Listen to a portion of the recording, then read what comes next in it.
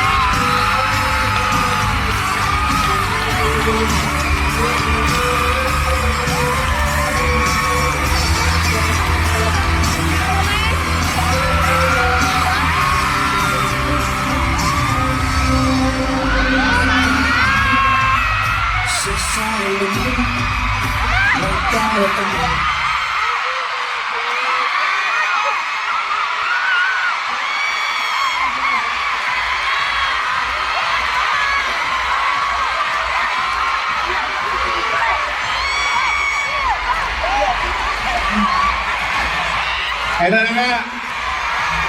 Sa July 25, 2026, after 10 years here in showbiz and music industry,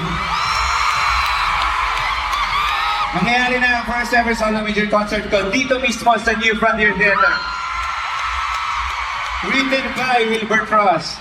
Wilbert Ross at 10, because this is my first major and 10th anniversary concert. Tickets on sale on April 30, 2026. Manonood tayo at dahil sa inyo rin po naging sobrang overwhelming ng success ng Golden Scenery of Tomorrow at hindi kami hihinto na sa GSOT lang. Nagpapasalamat po kami sa Viva for giving us this opportunity. Marami pa kaming pa-fan service. Ha? Ha? Ito ang surprise namin para sa inyo. Abangan niyo. Roll VTR!